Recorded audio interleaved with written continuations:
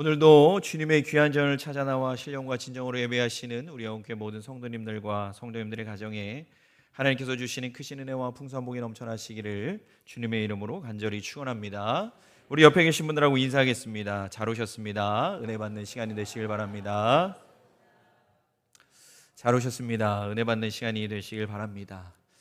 이제 제법 봄이 다가온다라는 것이 느껴지는 때가 됐습니다. 왜냐하면 바람이 불 때 바람이 차갑다라는 생각보다는 그래도 따스하다라는 생각이 드는 때가 되었기 때문입니다.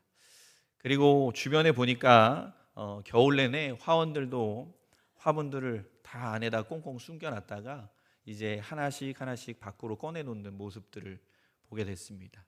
그 모습을 보면서 이제는 조금은 봄이 되었구나라는 생각을 참 많이 하게 되었습니다. 우리 성도님들은 봄이 되면 무엇을 가장 먼저 하십니까? 꽃을 심으시세요? 저는 봄이 되면 창문을 다 열어놓고 청소를 가장 먼저 합니다. 겨울 내내 좀 이렇게 환기도 잘 안 되고 구석구석에 쌓여 있었던 먼지를 좀 털어내고 싶어서 먼지를 털어내기 위해서 청소를 합니다. 근데 아내가 귀찮아하니까 아내는 나가서 놀라고 하고 그리고 문을 활짝 열어놓고 청소를 막 합니다. 그 청소를 하고 나면 그래도 상쾌한 느낌도 들고 왠지 나 스스로 좀 건강해지는 것 같아서 봄이 되면 한 번씩 꼭 하는 연례 행사입니다.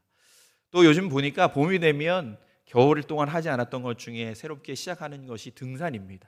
우리 성도님들도 아마 등산 많이 다니실 텐데요. 요즘에 이제 날씨가 좀 좋아지고 따스해지는 봄날이 되면 등산하시는 분들이 굉장히 많으실 겁니다. 왜냐하면 겨울 내내 좀 실내에 갇혀 있기도 했고 또 운동도 못했다라는 핑계와 더불어서 이제는 조금씩 움직여야겠다라는 생각을 하실 때가 된 것입니다. 그래서 저도 사실은 산골에서 자라서 저는 산을 굉장히 싫어합니다. 왜냐 앞뒤가 다 산으로 막혀 있던 곳에서 살다 보니까 좀 평야지대 이런 것을 좋아하는데 그래도 산골에서 살다 보니까 어쩔 수 없이 이제 산에 오르게 되는 일들이 있습니다. 그래서 저도 교회 다니면서 우리 어렸을 때 학생들과 함께 1년에 한 번씩 저희 집 앞에 있는 산을 한 번씩 꼬박꼬박 올라가서 꼭대기에서 헬기장이 있는데 거기서 라면을 끓여 먹고 내려오는 것이 그 교회 학생들의 전통이었습니다. 근데 앞산이라고 해서 무시하면 안 되는 게 고도가 한 1000m가 넘는 굉장히 높은 산입니다. 올라가는 데만 해도 한 2시간 반, 3시간 정도가 소비되고 내려오는 데도 1시간 이상이 걸리는 그런 시간입니다. 그래서 그 산을 등산하는 것들에 대한 그런 옛적에 가지고 있었던 추억이 있어서 지난 여름에 청년들이 수련회를 제주도로 갔습니다. 그래서 제주도 간 김에 제주도에도 굉장히 유명한 산이 있지 않습니까? 그래서 청년들과 함께 산에 한번 등산해보자라는 마음을 갖게 됐습니다. 3박 4일의 수련회 기간 동안 계속 올라갈 수는 없으니까 하루 정해서 새벽같이 올라갔다가 오후쯤에 내려오는 코스로 한번 도전해보자라는 이야기를 했습니다. 왜냐하면 청년들의 삶 중에 한 번 정도는 그런 경험을 해봤으면 좋겠다라는 생각을 했었던 터였습니다. 그래서 말로는 아주 멋있게 한라산 원정대라고 우리끼리 이름을 명명하고 그곳에 갔습니다. 그런데 결국 한라산 원정대에 저는 속하지 못했습니다. 왜냐하면 저는 휠체어를 타고 제주도를 갔기 때문입니다. 아킬레스건을 파열돼서 걷지 못해서 휠체어를 타고 제주도를 수련을 같이 가다 보니까 저는 이제 한라산을 올라갈 수 없는 상황이 됐는데 이 청년들만 보내자니 너무 불안했습니다. 이 녀석들 패기만 가지고 올라가다가 이거 도중에 힘들어서 내려오는 거 아니야? 이런 생각을 정말 많이 하게 됐습니다. 그러면서 부모님이 자식들에게 잔소리하는 것처럼 챙겨야 될 게 무엇인지를 끊임없이 얘기했습니다. 뭐 등산화도 챙겨야 되고 스틱도 챙겨야 되고 물도 500ml 하나 갖고 가면 갈증 나서 큰일 난다. 1리터짜리 3개는 들고 가라. 뭐 그것부터 시작해서 별의별 얘기를 다 했는데도 불구하고 걱정이 끝이 없었습니다. 그랬더니 결국에는 모든 걸 잘 챙겨서 올라가서 무사히 잘 등반하고 내려왔습니다. 만약에 그 산을 너무나 한라산이라는 산이 남한에서 가장 높은 산인데 그 산을 너무 쉽게 생각하다 보면 결국엔 실패하게 되고 또 돌아오게 되는 일들이 벌어질까 걱정이 됐던 겁니다. 철저하게 준비하지 않으면 그 산에 오르는 것들이 우리에게는 그렇게 쉽게 주어지지 않습니다. 등산만 뭐 그렇겠습니까? 우리 성도님들 살아가는 세상의 모든 일들이 그럴 것입니다. 보여질 때는 쉽게 보여질지라도, 쉬운 일이라고 생각되어질지라도 막상 잘 준비하지 않으면 그 모든 일들은 쉽게 좋은 것들을 얻을 수 없는 일들이 되고 마는 것입니다. 그래서 결국에는 내가 원했던 것 얻지 못하고 또 내가 원하는 결과도 얻지 못한 채 모든 것을 내려놓게 되는 겁니다. 신앙생활도 마찬가지라고 생각합니다. 모든 사람들의 신앙생활도 철저히 준비되지 않으면 신앙생활은 그저 고달프고 어렵고 힘든 생활이 되고 마는 것입니다. 우리가 좀 더 이 신앙생활을 알차게 잘 준비하고 시작했다면 그러면 우리가 살아가는 모든 삶에 주어지는 여러 가지 어려움과 힘든 문제들이 조금은 우리에게 편하게 다가오게 되지 않을까라는 생각을 해봅니다. 그래서 오늘 우리가 함께 나눌 말씀의 제목을 제가 슬기로운 신앙생활이라고 정해봤습니다. 우리 사랑하는 성도님들도 지금 다 신앙생활 하고 계신 것입니다. 그런데 그냥 신앙생활하면 신앙생활만큼 어렵고 힘든 게 없습니다. 하지만 우리가 하나님이 원하시는 대로 우리가 살아간다면 그것이 아마 슬기로운 신앙생활이 아닐까 생각해 보게 됩니다. 우리의 신앙생활이 슬기로운 신앙생활이 되어야 결국 우리의 삶도 즐겁고 행복한 삶이 될 수 있을 줄로 믿습니다. 오늘 말씀을 통해서 저와 우리 성도님들은 예수님의 고난과 죽음을 통해서 이 모든 과정들을 통해서 슬기로운 신앙생활의 방법을 깨닫고 또 슬기로운 신앙생활을 통해서 아름다운 삶을 살아갈 수 있는 복된 성도님들의 삶이 되시기를 간절히 부탁을 드립니다. 오늘 우리가 봉독한 성경의 말씀의 내용은 그렇습니다. 예수님께서 제자들에게 앞으로 예수님께서 죽으셔야 하고 고난받으시고 죽으셔야 하고 부활하셔야 한다라는 이야기를 전해주게 됩니다.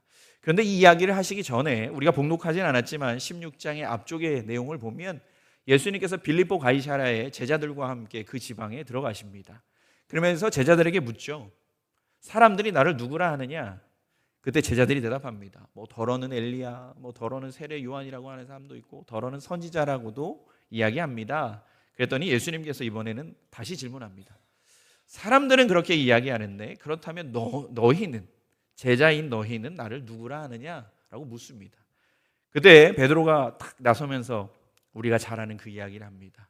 주는 그리스도시요 살아계신 하나님의 아들입니다. 이 이야기를 듣고 예수님께서는 굉장히 기쁘셨습니다. 왜냐하면 제자들이 나에 대해서 제대로 알고 있구나라고 생각하셨던 겁니다. 그래, 그 대답이 맞아. 이 대답을 알게 하신 건 육체적인 것이 아니라 성령님이 너로 하여금 알게 하신 거야 라고 말씀하시면서 축복의 말씀도 함께 전해주십니다. 이 대답이 이어지자 이제 예수님께서는 오늘 성경 말씀에서 나오는 것처럼 작정하신 듯이 앞으로 예수님께서 고난과 죽음 그리고 부활하실 것에 대한 말씀을 비로소 이제서야 제자들에게 전하게 됩니다. 그런데 베드로가 갑자기 나서서 예수님을 붙들면서 항변하면서 말하기를 이리 결코 주께 미치지 아니하리이다 라고 말씀합니다. 예수님께서는 베드로에게 사탄이라고 칭하시면서 예수님을 넘어지게 하는 자라고 말씀하십니다. 그러면서 예수님께서는 누구든지 예수님을 따라오려거든 자기를 부인하고 자기 십자가를 지고 예수님을 따라와야 한다라고 말씀하셨습니다. 이것이 오늘 우리가 봉독한 성경 말씀의 내용입니다. 그런데 이 말씀은 단순히 베드로를 향한 예수님의 책망의 말씀이 아니고요. 오늘을 살아가고 있는 우리에게 예수님께서 전해주시는 말씀입니다. 우리가 예수님을 따르기로 마음먹었고 우리가 신앙생활을 하기로 다짐했다면 우리는 과연 어떠한 준비를 통해서 신앙생활을 해야 하는지 예수님께서 말씀해 주고 계신 것입니다. 그 다음에 예수님께서는 오늘 말씀을 통해서 우리에게 슬기로운 신앙생활이 무엇이냐, 어떻게 준비하며 살아가야 하느냐 우리에게 말씀해 주십니다. 첫째로 오늘 말씀은 우리에게 슬기로운 신앙생활은 하나님의 뜻을 알아가는 삶이다 라고 말씀합니다. 오늘 우리가 봉독한 성경 말씀 23절에서 예수께서 돌이키시며 베드로에게 이르시되 사탄아 내 뒤로 물러가라 너는 나를 넘어지게 하는 자로다. 내가 하나님의 일을 생각하지 아니하고 도리어 사람의 일을 생각하는도다 라고 말씀하십니다. 예수님께서 오늘 베드로에게 사탄이라고까지 표현을 하십니다. 오늘 말씀 전에는 베드로의 고백에 너무 기뻐하시면서 베드로를 축복해 주셨는데 갑자기 베드로에게 책망하시면서 사탄이라고까지 말씀하십니다. 그 이유는 오늘 우리가 봉독한 이 말씀에 그대로 이유가 설명되어져 있습니다. 하나님의 일을 생각하지 않고 사람의 일을 생각했기 때문이다라고 분명하게 말씀해 주십니다. 그리고 이렇게 말씀하신 이유를 무엇보다 베드로가 앞으로 다가올 그 예수님의 고난과 희생, 죽음을 받아들일 수 없다라고 고백했기 때문에 예수님께서 더 강하게 이렇게 말씀하신 것입니다. 그러니까 예수님께서 고난받으시고 죽음으로 나아가는 그 길이 하나님의 길인데, 하나님의 일인데 베드로 너는 왜 하나님의 일을 못하게 하려고 막으려고 하느냐라고 꾸짖으며 말씀하시는 것입니다. 그러면서 베드로에게 말씀하시기를 사람의 생각으로 인해서 하나님의 일을 망치는 삶이 되지 말라라고 말씀하십니다. 그러한 삶이 되면 곧 그것은 사탄이 하는 일과 다를 바가 없다라고까지 강조해서 말씀해 주시는 것입니다. 우리 성도님들, 신앙생활이라는 건 결국 나의 삶의 중심이 나에게서 예수님께로 옮겨가는 것, 그것이 바로 신앙생활입니다. 그리고 나 중심적인 삶에서 예수님 중심적인 삶으로 그 무게중심이 옮겨가는 과정을 우리는 신앙생활이라고 하는 것입니다. 나의 삶의 중심의 무게추가 나에게 매달려 있지 않고 그 무게추가 예수님께로 옮겨가는 것, 그것이 바로 우리의 신앙생활입니다. 우리 성도님들 어렸을 때 시소 많이 타보셨죠? 시소가 이렇게 있으면 무거운 쪽으로 기울게 됩니다. 근데 신앙생활이라는 건 한쪽에는 예수님이 계시고 한쪽에는 내가 있습니다. 그래서 결국 그 무게의 중심, 무게추가 예수님 쪽으로 기울어 가는 것, 조금씩 예수님의 그 모든 것들이 중요해지는 순간, 더 무거워지는 순간, 그 모든 삶을 살아내는 게 바로 신앙생활인 것입니다. 나를 위한 삶에서 하나님을 위한 삶으로, 그리고 나를 위한 내 꿈을 위한 삶에서 하나님의 뜻을 이루기 위한 삶으로 변해가는 그 과정, 옮겨가는 그 과정이 바로 신앙생활인 것입니다.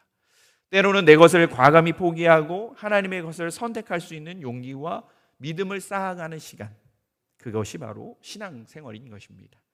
그래서 우리는 신앙생활의 과정 중에 더욱 하나님의 뜻이 무엇인지, 하나님의 마음이 어디에 있는지를 찾기 위해서 노력해야 합니다. 왜냐하면 하나님의 마음과 하나님의 뜻이 바로 내가 선택해야 되고 내가 나아가야 할 방향이기 때문입니다. 그래서 우리는 무엇보다 우리에게 다가오는 수없이 많은 선택의 순간에 만약에 예수님이라면 이 순간 어떤 선택을 하셨을까를 고민하고 생각하고 기도할 수 있는 성도가 되어야 하는 것입니다. 왜냐하면 예수님께서 원하시고 예수님께서 선택하신 선택이라면 그것도 결국 하나님께서 인도하시는 뜻이고 하나님의 마음이기 때문에 그렇습니다. 그런데 우리가 알고 있는 것처럼 우리가 살아가는 모든 삶의 순간순간마다 하나님이 원하시고 예수님이 원하시는 그 선택을 한다는 게 참 어렵습니다. 왜냐하면 그 선택의 순간마다 수없이 많은 유혹들이 우리에게 다가오기 때문입니다. 그리고 우리는 그 유혹으로 인해서 하나님이 원하시는 선택이 아니라 때로는 내가 원하는 선택을 훨씬 더 많이 할 때가 많다라는 것을 경험하게 됩니다. 여기 우리 옆에 보면 안산에 있는 꿈의 교회 김학중 목사님이 계십니다. 제가 그 목사님 설교를 가끔 이렇게 듣는데요. 지난주에도 이 말씀을 막 잠깐 듣고 있는데 유혹에 관한 아주 재미난 얘기를 해주셔서 제가 한번 같이 나누고 싶습니다. 그 목사님이 물어보시기를 우리 성도님들도 옛날에 사시면서 쥐 많이 잡아보셨나요? 네, 쥐 많이 잡아보셨으면 연세가 있으신 겁니다. 쥐를 잡을 때 가장 좋은 방법은 쥐약을 쓰는 겁니다. 근데 우리 성도님들 쥐약이 있으면 쥐약이 뭘로 만들어지는지는 아시나요? 모르시죠? 아니 성분이 뭐냐고 묻는 게 아니고요. 그 재료가 뭔지 아시냐고 묻는 겁니다. 그 목사님 말씀하시기를 99%가 쥐가 엄청나게 좋아하는 걸로 만든답니다. 그러니까 냄새도 나고 먹기도 좋고 탐나게 이렇게 만들어 놓고 마지막 1%는 독극물을 거기다 넣는다고 합니다. 그러면 쥐는 먹다가 99%를 다 먹을 때까지는 자기가 좋아하는 것이기 때문에 그걸 열심히 먹는다고 합니다. 그런데 마지막 그 1%, 그 독극물로 인해서 그 쥐는 죽고 마는 것입니다. 우리에게 있어서 죄라는 건 그렇습니다. 99%는 우리가 너무 좋아하고 우리가 너무 사랑하고 우리가 너무 아끼는 것들로 이루어져 있습니다. 그런데 그 마지막 그 1%가 우리로 하여금 무너지게 만드는 그것이라고 말씀하고 있는 겁니다. 유혹이라는 게 그렇습니다. 내가 좋아하는 것들로, 내가 원하는 것들로, 내가 소망하는 것들로 잘 이루어져 있는 것 같지만 결국 그 마지막의 선택으로 인해서 그 1%의 독극물로 인해서 우리는 무너지고 쓰러질 수밖에 없는 것, 그것이 바로 유혹입니다. 유혹이 유혹인지를 알면 그게 유혹이겠습니까? 아닐 겁니다. 우리도 모르는 사이에 내가 좋아하는 것들을 쫓고 내가 좋아하는 선택을 하다 보니 그 유혹에 넘어가게 되는 겁니다. 그래서 우리는 그 유혹에 넘어가지 않기 위해서 말씀에 바로 서야 하고, 그 말씀은 곧 하나님의 뜻이며 하나님의 마음이고 오늘 예수님께서 말씀하신 하나님의 일인 것입니다. 그래서 우리 성도님들 사순절 보내시면서 말씀 열심히 읽으셔야 합니다. 내가 말씀 가운데 흔들리지 않는 그런 믿음으로 서 있는가, 나의 모습을 뒤돌아 보아야 하고요. 또 너무 그럴싸한 유혹에 넘어가지 않기를 위해 영적으로 깨어 기도할 수 있는 성도들이 되어야 할 줄로 믿습니다. 그래서 우리 신앙생활 가운데 언제나 하나님의 뜻과 하나님의 일을 바라보고 흔들리지 않는 자, 그 흔들리지 않는 자로 서가야 하는 줄로 믿습니다. 그 자가 바로 슬기로운 신앙생활을 누리며 살아가는 자입니다. 사랑하는 우리 영혼교회 모든 성도님들, 사람의 일 말고요, 하나님의 일을 선택하심으로 슬기로운 신앙생활을 이루어갈 수 있는 복된 성도님들의 삶이 되시기를 간절히 부탁을 드립니다. 둘째로 오늘 성경 말씀은 우리에게 슬기로운 신앙생활은 자발적인 희생에 동참하는 삶이다 라고 말씀합니다. 오늘 우리가 봉독한 성경 말씀 24절에 보면 예수께서 제자들에게 이르시되 누구든지 나를 따라오려거든 자기를 부인하고 자기 십자가를 지고 나를 따를 것이니라 라고 말씀해 주십니다. 우리가 너무 잘 아는 말씀이죠. 예수님을 따르려면 나를 부인하고 내 십자가를 지고 예수님을 따라가는 자, 그가 진정한 제자이다 라고 말씀합니다. 그런데 본래 우리가 아는 것처럼 십자가는요, 로마의 사형 집행 도구였습니다. 로마라는 그 거대한 국가가 운영하는 수없이 많은 사형 도구 중에 하나가 바로 이 십자가입니다. 그럼에도 이 십자가는 극악무도한 범죄자나 혹은 정치범에게만 아주 한정적으로 구형되는 형벌이 바로 이 십자가 형벌입니다. 그리고 이 십자가 형벌은 몸 안에 있는 모든 피와 물을 다 쏟아야, 그래야 소진함으로 죽어가는 형벌이기 때문에 굉장히 엄청난 고통을 동반할 수밖에 없는 그러한 형벌이었습니다. 그러니까 사형 집행의 그런 형벌들 중에 이 십자가의 형벌은 가장 무섭고 두렵고 가까이 하기 싫은 형벌이었던 것입니다. 그러니 예수님 시대에도 그 누군가가 십자가를 좋아했겠습니까? 그냥 십자가 하면 저주받은 자의 마지막 최후라고 여길 만큼 아주 무서운 존재가 바로 이 십자가였습니다. 지금에서야 우리가 십자가 하면 예수님께서 우리를 위해 피 흘려 죽으셨고 우리를 향한 그 사랑을 대표하는 그러한 상징물이니까 우리가 십자가를 좋아하는 것뿐이지, 사실 예수님 시대에는 십자가는 정말 무섭고 정말 가까이 하고 싶지 않은 그런 것이었습니다. 지금처럼 만약에 예수님 시대에 십자가를 목걸이하고 귀걸이하고 팔찌하고 다녔다면 진짜 엄청난 일이 벌어졌을 것입니다. 무엇보다 십자가는 사형이었고 그 십자가를 사랑하고 좋아하고 가까이 하고자 하는 사람은 아무도 없습니다. 그런데 오늘 예수님께서는 갑자기 예수님을 따르려면 십자가를 지라고 이야기하십니다. 사형, 최악의 사형 형벌이었던 그 십자가를 지고 나를 따르라 라고 말씀하십니다. 그것도 그냥 지면 안 되고요, 본인의 모든 것을 부인하고 십자가를 지라고 말씀하십니다. 여기서 자기를 부인하라 라는 것은 나 아닙니다 라는 걸 이야기하는 게 아닙니다. 이 십자가를 짐에 있어서 내가 이 십자가를 왜 지어야 하는지에 대한 이의를 제기하지 않는 것이 바로 자기를 부인하는 겁니다. 자기를 부인하고 내가 이 십자가를 짓는 억울함과 모든 것들을 다 포기하고 예수님을 위해서 최고의 사형 형벌이었던 십자가를 지고 따르는 자만이 예수님의 진정한 제자라고 말씀하고 계신 것입니다. 아직 예수님께서 십자가에서 죽으신 게 아닙니다. 제자들은 예수님께서 십자가에서 죽으신 모습을 아직 보지도 않았는데 제자들에게 십자가를 지고 나를 따르라 라고 했을 때 이 제자들의 마음이 어땠을까? 저였다면 정말 깜짝 놀랐을 겁니다. 너무 무섭고 너무 두려웠을 겁니다.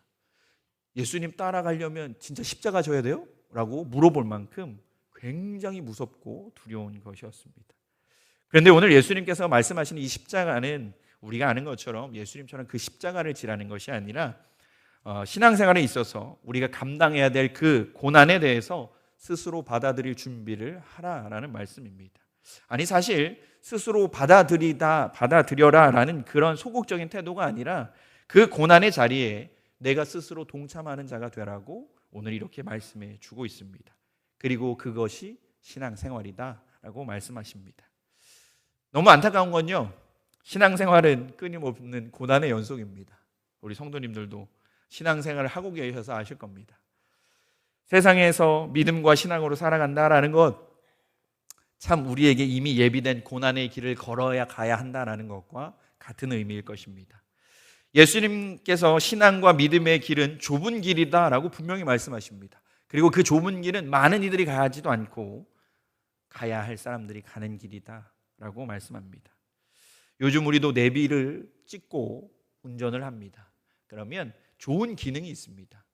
고속도로 우선이라는 아주 좋은 기능이 있습니다. 그래서 내비게이션에 설정할 때 고속도로 우선을 설정해 놓으면 큰 길로 안내해 줍니다. 작은 길을 좋아하는 사람은 없습니다. 왜냐하면 다니기 너무 힘들고 좁고 비좁고 어렵기 때문이죠.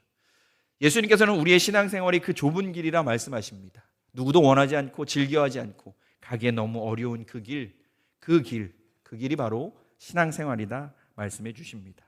그러면서 그 신앙생활 가운데 악한 세력들로부터 오는 여러 가지 어려움과 유혹, 그 모든 것을 이겨내기 위한 그러한 삶이 우리의 삶이 되어질진데, 그 삶에 있어서 그 고난을 피하거나 강제로 짊어지는 십자가가 아니고 내가 신앙생활함으로 당연히 받아들일 수 있고 내가 기쁨으로 감당할 수 있는 고난의 십자가의 삶이 되어야 한다라고 예수님께서 말씀해 주십니다. 우리에게 다가오는 고난이 없기를 위해 기도하지 말고 우리에게 다가오는 그 고난을 기쁨과 감사로 이겨내고 승리할 수 있는 성도가 되라고 예수님께서 말씀하십니다.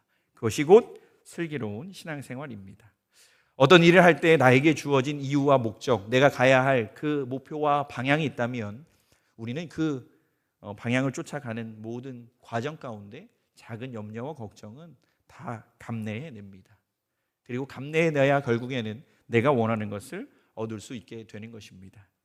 제가 지난 금요 기도회 때 손흥민 선수에 대한 이야기를 했었습니다. 손흥민 선수 모르신 분 계신가요? 네, 손흥민 선수가 사실은 축구를 굉장히 잘하는 사람은 아니었답니다. 못하는 사람이었는데 자기가 못하는 부분은 채우고 노력하고 잘하는 건 더 잘할 수 있기를 위해 더 훈련하고 노력해서 결국에는 대단한 축구 선수가 됐다라는 이야기를 들었습니다. 처음에 독일로 가서 축구를 시작했을 때는 제대로 된 숙소가 없어서 여기저기를 돌아다니면서 살아야 하는 그런 안타까운 삶도 있었다라고 얘기합니다. 그런데 그 삶에 대해서 손흥민 선수는 그 시절이 힘들고 어려웠긴 했지만 아픔과 고난의 시간이라고 자기는 생각하지 않는다라고 이야기합니다. 왜냐하면 더 나은 나를 위해서 더 세계적인 손흥민이라는 축구 선수를 만들어내기 위한 과정일 뿐이었다라고 자기는 생각한다라고 답변을 했습니다. 그래서 그 시간을 버틸 수 있고 살아낼 수 있었노라라고 이야기했습니다. 우리에게 신앙생활 중에 나타나는 고난이 이런 것들이라고 저는 믿습니다. 더 아름다운 믿음과 신앙인으로서 나아가기 위해서 내가 마땅히 감당해야 될 그 신앙생활의 과정이라고 우리는 여겨야 합니다. 분명 힘들고 어려울 것입니다. 그럼에도 불구하고 이 어려운 시간이 아니라 철저하게 하나님께서 나를 위해 준비하신 과정이다라는 것을 고백하고 기쁨과 감사로 그 시간을 이겨낼 수 있는 그러한 자발적인 고난에 참여할 수 있는 신앙인이 되어야 하는 것입니다. 사랑하는 우리 영혼교회 성도님들, 신앙생활하면서 다가오는 그 모든 어려움과 힘든 문제들 강제적인 십자가로 어쩔 수 없이 지는 그런 고난이 아니라 내가 예수님을 사랑하는 그 마음으로, 예수님을 향한 그 사랑으로 그 십자가를 내가 자발적으로 능동적으로 지으며 그 모든 고난 가운데 승리하며 버티며 이겨낼 수 있는 성도님들의 삶이 되시기를 간절히 부탁을 드립니다. 마지막 오늘 성경 말씀은 우리에게 슬기로운 신앙생활은 결국은 부활을 바라보며 사는 삶이다라고 말씀합니다. 오늘 말씀 21절에 보면 예수 그리스도께서 자기가 예루살렘에 올라가 장로들과 대제사장들과 서기관들에게 많은 고난을 받고 죽임을 당하고 제3일에야 살아나야 할 것을 제자들에게 비로소 나타내시니 라고 말씀하고 있습니다. 예수님께서는 자신을 그리스도이며 하나님의 아들이라고 고백하는 이 베드로의 고백에 참으로 기뻐하셨습니다. 그 이유는 제자들이 이제 예수님을 제대로 이해했고 파악했고 진짜 제자가 됐다라는 것을 예수님께서 아셨기 때문입니다. 그래서 이제는 예수님께서 진정으로 가장 중요한 것, 비로소 예수님께서 고난과 죽음을 당하셔야 한다라는 것을 이야기해 준 겁니다. 그런데 이 이야기를 들은 예수님께서는 베드로는 지극히 인간적인 생각을 가지고 그런 일이 벌어지지 않기를 바라는 이야기를 하게 됩니다. 예수님께서는 이 베드로에게 그러한 것들, 하나님의 일을 생각하지 않고 사람의 일만 생각하는 그 베드로에게 사탄과 같은 존재라고 말씀하셨습니다. 그렇다면 왜 베드로는 예수님께서 고난과 죽임을 당하지 않기를 바랬을까? 예수님을 너무 사랑해서였을까라고 생각할 수도 있습니다. 아마 예수님을 너무 사랑했기 때문일 수도 있습니다. 하지만 베드로가 예수님의 고난과 죽임을 원하지 않았던 이유는 바로 지금의 이 상황과 이 환경이 너무나 좋았기 때문이었습니다. 베드로는 지금 막 예수님으로부터 엄청난 축복의 예언의 말씀을 받았습니다. 그런데 갑자기 예수님께서 뜬금없이 이제 내가 고난받고 죽어야 해 라고 말씀하셨으니까 베드로가 얼마나 놀랬겠습니까? 방금 전까지만 해도 예수님 저를 위해 잘했다 칭찬하시면서 하늘에 열쇠를 주겠다고 말씀하셨는데 갑자기 죽으신다니요? 이게 말이나 되는 일입니까? 라고 예수님께 항변하고 있는 것입니다. 하나님의 계획과 하나님의 일을 생각하지 않고 오늘 내가 축복받았으니까, 오늘 내가 칭찬받았으니까 지금은 고난과 죽음에 대해서 이야기하지 않았으면 좋겠어요 라고 지금 베드로는 이야기하고 있는 것입니다. 신앙생활은 오늘에 집착하며 살아가는 삶이 아닙니다.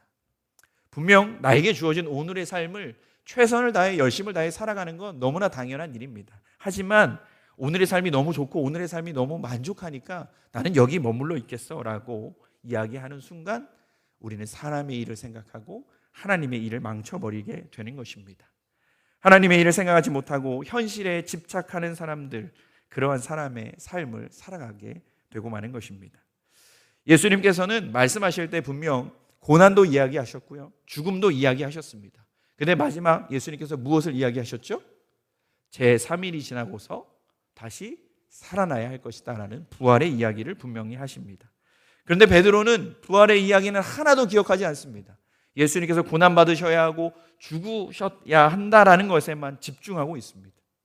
이 모든 과정을 통해서 나타나게 될 하나님 예수님의 그 부활의 영광은 베드로에게는 아무런 관심이 없는 것이 되어버리고 말았습니다. 왜냐고요? 지금 베드로가 누리고 칭찬받고 얻은 축복이 너무나 크고 좋아서입니다. 그러나 예수님께서는 26절에서 말씀하십니다. 결국 우리가 신앙생활을 하는 이유는 구원을 받기 위함이다 라고 말씀하십니다. 영원한 생명을 얻기 위해서 그 무엇과도 바꿀 수 없다라고 분명히 말씀하십니다. 현재 내가 누리고 있는 작은 것들에 집착하지 말고 더 큰 하나님의 영광과 하나님의 나라를 바라보면서 살아가라고 우리에게 말씀하십니다. 그래서 그 전에 다가오는 고난과 죽음이라는 어려움, 그 모든 것이 힘들고 어렵겠지만 결국 앞으로 다가올 하나님의 영광과 하나님의 나라에 견주어 본다면 그것은 아무것도 아니기 때문에 오늘을 살아가는 것에 집착하지 말고 먼 곳을 하나님의 나라를 바라보며 살아가라고 우리에게 말씀해 주십니다. 오늘만 바라보고 살아가다 보면 오늘의 것이 사라지게 되면 우리는 실망합니다. 좌절하고 또 무너지고 쓰러지게 되는 겁니다. 하지만 우리의 목표인 하나님 나라, 하나님의 영광, 예수 그리스도의 부활을 바라보며 우리가 오늘을 살아가게 되면 오늘이 힘들고 어려워도 오늘이 비록 좋은 날이고 행복한 날일지라도 우리의 목표는 하나님의 나라가 될 수 있는 겁니다. 사랑하는 우리 영혼교회 모든 성도님들, 오늘이 아니라 영원한 하나님의 나라를 바라보며 살아가시길 바랍니다. 그리고 예수 그리스도의 부활, 그 부활의 영광을 바라보며 우리도 그 부활에 동참할 수 있는 복된 성도로서의 삶을 살아가시기를 간절히 부탁을 드립니다. 말씀을 정리합니다. 성도의 슬기로운 신앙생활은 하나님의 일을 먼저 생각하고 하나님의 뜻을 살아가는 사람입니다. 사람의 일이 아니라 하나님의 일을 선택하고 또한 감당할 수 있는 우리가 되어야 합니다. 또한 자발적으로 그 예수님의 그 고난에 동참할 수 있는 자들이 되어야 합니다. 강제적으로 십자가 지는 것 아니라 내가 먼저 나서서 감사함으로 나에게 주어진 그 십자가를 질 수 있는 삶이 되어야 합니다. 마지막으로 오늘에 집착하는 것 아니고 부활을 바라보며 다가올 하나님의 영광과 하나님의 나라를 바라보며 살아갈 수 있는 우리가 되어야 합니다. 이것이 바로 슬기로운 신앙생활을 할 수 있는 비결입니다. 우리 영계 모든 성도님들은 예수님께서 알려주신 이 슬기로운 신앙생활을 잘 감당하시길 바랍니다.